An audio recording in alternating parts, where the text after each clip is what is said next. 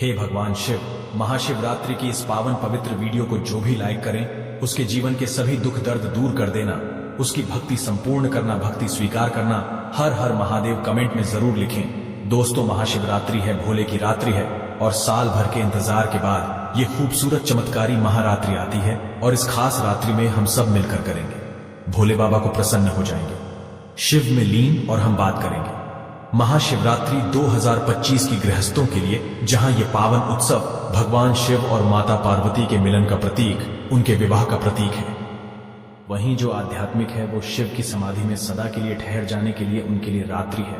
जो साधक है वो सभी इस रात में साधना में लीन रहते हैं। दोस्तों, हम पहले इस वीडियो में बात करेंगे आम गृहस्थों की।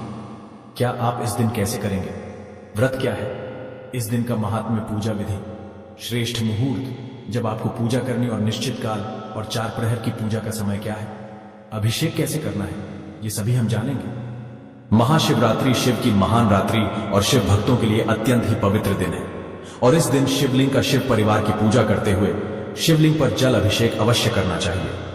रुद्र अभिषेक कर सके तो श्रेष्ठ है और जीवन के इससे सभी कष्ट दूर होते हैं, आपकी सभी मनोकामनाएं पूर्ण होती हैं। तो इस बार कुछ कंफ्यूजन है। आजकल हर तिथि पे कंफ्यूजन हो रहे हैं। 2 तिथि आ रही है, 26 को करें, 27 को करें, तो बता दो, महाशिवरात्रि 2025 में 26 फरवरी को ही मनाना है। बुधवार का दिन है और चतुर्दशी तिथि को प्रारंभ हो रहा है। 26 फरवरी को सुबह 11 बजे चतुर्दशी तिथि की समाप्ति होगी। 27 फरवरी को सुबह 9 बजे तक। और इस साल बहुत सारे शुभ योगों का निर्माण हो रहा है, पर शिव योग है तो शिव योग में महाशिवरात्रि आना अपने आप में श्रेष्ठ होता है। पूरे दिन रहने वाला है यह योग और श्रवण नक्षत्र भी है, शाम को 5 बजे तक रहने वाला है। इसके बाद घनिष्ठान नक्षत्र चालू हो जाएगा, तो जो लोग भी रात में 4 प्रहर की पूजा करना चाहते हैं वो लोग शाम को 6:30 से रात को 9:30 तक पहले प्रहर की पूजा करें। दूसरा प्रहर 9:30 से 12:39 तक है। तीसरा प्रहर 12:39 तक तारीख हो जाएगी। 27 की मध्य रात्रि तो 12:39 से लेकर 3:40 तक और चौथा प्रहर है। उसकी पूजा 27 फरवरी को सुबह 3:40 से 6:50 तक रहने वाली है। जो लोग भी निश्चित काल की पूजा करना चाहते हैं, रुद्राभिषेक करना चाहते हैं, निश्चित काल का, वो सभी 26 की मध्य रात्रि 27 की रात्रि को 12:09 से 1 बजे तक, यानी डेट चेंज हो जाएगा 27 तारीख, लेकिन आपकी जो रात्रि है वो 26 की रात्रि ही रहने वाली है। जो लोग भी व्रत का पालन करना चाहते हैं 27 फरवरी को सुबह 6:48 से 8:50 के बीच में कर सकते हैं। एक दिन पहले ही सारी सामग्री, पंचामृत, पुष्प ये तोड़ करके बाकी सभी सामग्री आप एकत्रित कर लीजिए।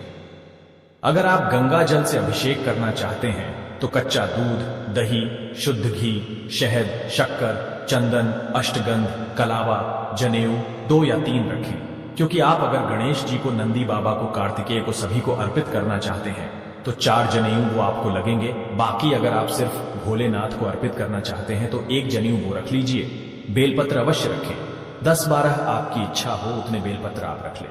अगर आपके पास बेलपत्र की अवेलेबिलिटी नहीं होती तो पहले ही बेलपत्र करके रख लीजिए। अब बेलपत्र, इससे चमत्कारिक रूप से फल प्राप्त होते हैं और जो लोग भी फ्रेश बेलपत्र लेंगे, कटे फटे बेलपत्र ना हो, इस बात का ध्यान रखें। साफ सुथरे पूरे 3 पत्तियों वाले या उससे ज्यादा पत्तियों वाले बेलपत्र हो। 3 से कम पत्तियों वाली जो संख्या होती है बेलपत्र, वो आपको नहीं चढ़ाना चाहिए। भांग, धतूरा जो आपको अवेलेबल हो सके वो लीजिए। सफेद पुष्प, गुलाब पुष्प में भी ध्यान रखना चाहिए। खेत की सफेद पुष्प और चंपा के पुष्प भोलेनाथ को अर्पित नहीं किए जाते तो ये ना ले। गुलाब का फूल भी विशेष प्रिय है, कमल का फूल विशेष प्रिय होता है। भोले बाबा को आप ये चढ़ा सकते हैं। और अक्षत ले, कम से कम 1-2 मुट्ठी अक्षत जरूर ले। ऐसा नहीं किसी थोड़े से अक्षत लिया चले गए, क्योंकि 1 मुट्ठी चढ़ाई जाती है तो दोनों हाथों से आप सारी पूजा करने के बाद आप दोनों हाथों से 1 मुट्ठी चावल अर्पित करें।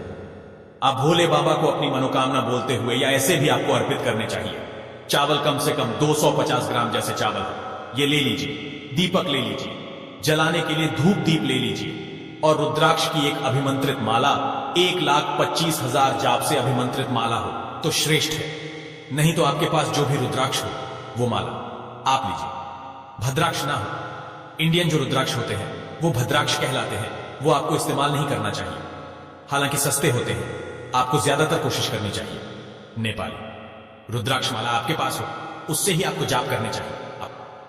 अगर वो प्राप्त ना हो तो इंडोनेशिया रुद्राक्ष आते, वो भी अच्छे होते, उनसे आप जाप करें। एक थाली रख लीजिए जिसमें आप सभी पूजा सामग्री को लेकर के जा सकेंगे, और एक थालपोश रख लीजिए।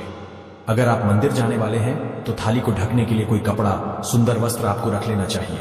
अब रात्रि में ओम नमः शिवाय, ओम नमः शिवाय, ओम नमः शिवाय का जाप करते हुए, प्रभु का ध्यान करते हुए, भोलेनाथ का ध्यान करते हुए सुबह जल्दी उठे, हथेलियों के दर्शन करें, धरती माता को प्रणाम करें, घर की साफ सफाई करें और गंदे घर में पूजा नहीं करनी है, ये द्वार का ध्यान रखें। और फिर इसके बाद तीर्थों में तो स्नान कर पाए तो ठीक, नहीं तो घर में ही गंगा जल डाल करके आपको स्नान करना चाहिए और स्वच्छ सुंदर वस्त्र पहनने चाहिए। और आपको अपने मस्तक पर इस दिन भस्म से त्रिपुंड भी बनाना चाहिए, या चंदन से त्रिपुंड बनाइए। 3 रेखाएं जो खींचते हैं ये नकारात्मक ऊर्जा से बचाव करता और प्रभु से आपका जुड़ाव करता है। इसके बाद सूर्य भगवान को एक लोटा जल अर्पित करें।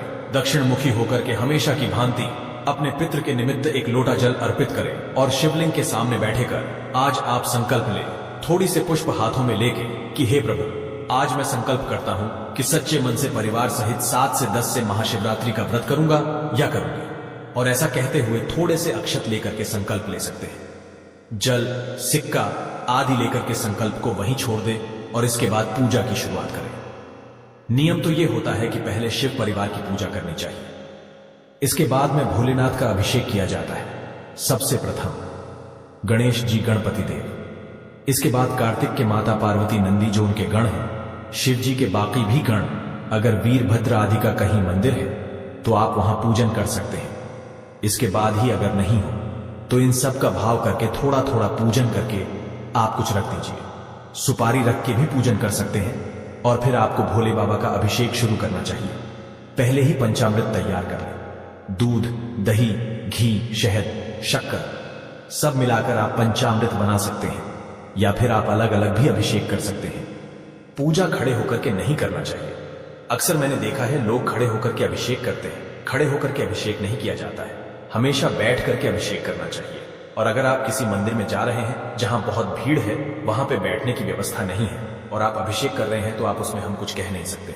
जैसी व्यवस्था हो वैसे ही करें। इसलिए मैं कोशिश करता हूं कि घर पे ही सही नर्मदेश्वर शिवलिंग हो, इसको रख करके आप घर पे स्थापित करके अपने घर में शांति तरीके से अभिमंत्रित करके, सवाल जब इसको आप अभिमंत्रित करके अपने घर पे विराजित करके रखें। आप चाहे तो पंचामृत से एक एक चीजें करके, पहले दूध से, फिर दही से, फिर बूरा यानी शक्कर से, इसके बाद मधु से, घी से अलग अलग भी अभिषेक कर सकते हैं। सभी चीजों को मिलाकर एक साथ ही ओम नमः शिवाय, ओम नमः शिवाय, ओम नमः शिवाय बोलते हुए अभिषेक करें। इसके बाद लास्ट में फिर शुद्ध जल से अभिषेक करें और इसके बाद शिवलिंग को एक मुलायम कपड़े से पोंछकर पहले वस्त्र धारण कराएं। अगर आपके पास वस्त्र बड़ा शिवलिंग नहीं है, वस्त्र आदि नहीं पहना रहे हैं, तो कलावा ही लपेटे, वस्त्र का भाव करके इसके बाद जनेऊ धारण कराएं। फिर सुंदर से भोले बाबा को चंदन से त्रिपुंड बनाना चाहिए। माला सुशोभित करें। आप चाहे तो आंकड़े के पुष्प मिले तो आंकड़े के पुष्प की माला, गुलाब, कमल, जो भी पुष्प, सफेद पुष्प उपलब्ध हो जैसा बताया। मैंने खेत की चंपा नहीं चढ़ाएंगे, ये आपको फिर भोलेनाथ को अर्पित करना चाहिए। ओम नमः शिवाय, ओम नमः शिवाय का जाप करते रहे संपूर्ण पूजा के दौरान। और बेलपत्र है तो पहले ही छांट करके रख लीजिए।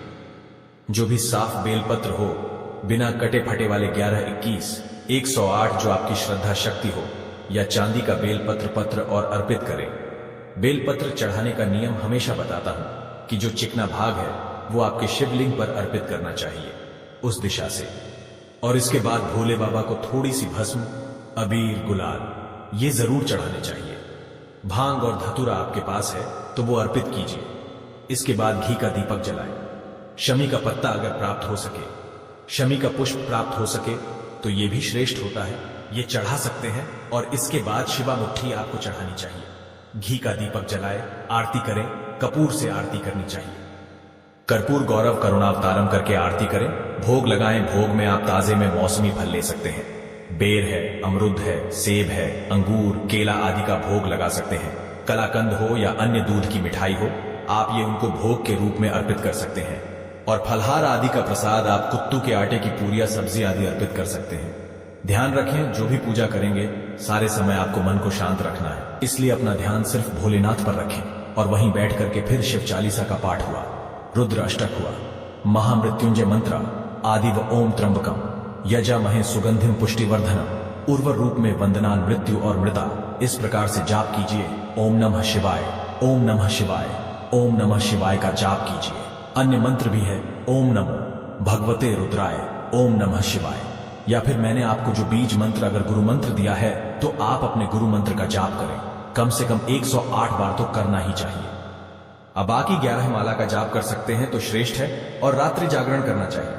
कोशिश करें कि रात्रि जागरण करके चारों प्रहर में शिव पूजन करें, और नहीं तो नमः शिवाय का जाप करें। शिव जी के मंत्रों का उच्चारण करें, शिव जी के पाठ करें, और दिन भर उपवास रखना चाहिए। और 3 प्रहर का व्रत ऐसे माना गया है, लेकिन महाशिवरात्रि पर 3 प्रहर का व्रत होने से प्रदोष काल में व्रत शिव जी का खोल लिया जाता है। लेकिन महाशिवरात्रि पर निगोठ होता है, यानी पूरे दिन निर्जल व्रत करने का नियम है। जो लोग नहीं रह सकते वो फलाहार करें, पाइनएप्पल जूस आदि पी सकते हैं, कुत्तू के आटे की पुड़िया आदि खा सकते हैं। अगर और ज्यादा तबीयत खराब होती है तो समा के चावल आदि जो भी साबूदाने के बड़े आदि बहुत लोग पूछते हैं, साबूदाना खा सकते हैं या नहीं तो बिल्कुल खा सकते हैं। साबूदाना ध्यान रखिए, अच्छी कंपनी का साबूदाना लगे जो फैक्ट्री में बनाई गई है। सड़ाकर जो सस्ती मंदी साबूदाना होता है वो लेकर के आपको नहीं खाना चाहिए, और रात्रि में थोड़ी देर साधना जरूर करें। बिना गुरु की अनुमति के आप चाहे मेरे अंडर में हो या किसी और अन्य गुरु के अंदर में हो, आपको उग्र तांत्रिक साधना नहीं करनी है। आपका साधना का उद्देश्य शुभ होना चाहिए, सकारात्मक होना चाहिए। किसी को परेशान करने के लिए शत्रु न शादी की साधना न करे, और जो भी साधना कर रहे हैं वो अपने गुरु के अलावा किसी को नहीं बतानी चाहिए। इससे आत्मा की शुद्धि होती है और मानसिक शांति की प्राप्ति होती है। जीवन में धन आता है, वैभव आता है, सफलता की प्राप्ति होती है, नकारात्मक शक्तियां से बचाव होता है। आपके जीवन में बार बार विफलता आ रहे हैं, सक्सेस नहीं मिल रही, बाधाएं आ रही हैं, तो इन सभी का नाश होता है। साथ ही साथ पूरे परिवार की सुरक्षा होती है, दुर्घटनाओं से रक्षा होती है। मृत्यु योग अगर हो तो वो तक टल जाता है, क्योंकि आप महाकाल की पूजा कर रहे हैं, और काल से बड़ा महाकाल ही होता है। इस बात का ध्यान रखें। इस रात में ब्रह्मांड की जो ऊर्जाएं होती है बहुत सक्रिय होती है, और शिव तंत्र में कहा गया है इस रात्रि में आपको रीढ़ की हड्डी सीधी रखते हुए आपको साधना करनी चाहिए।